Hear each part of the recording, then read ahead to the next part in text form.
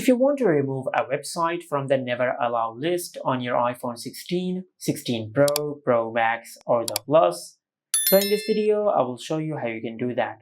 Now, before we start, you will need the password of the parental controls on your iPhone. After you get the password of the parental controls, then just go to Settings, and under Settings, just tap on Screen Time. From here, just tap on Content and Privacy Restrictions. Now from here, just tap on App Store, Media, Web, and Games. On this page, you will find the option of Web Content. Just tap on it.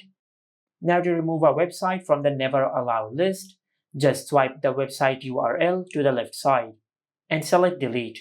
And after you remove the specific website from the Never Allow list, you will remove the restriction of that specific website on your iPhone.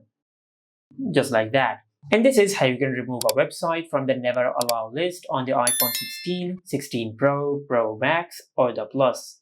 Make sure to like, comment, and subscribe. Thank you for watching.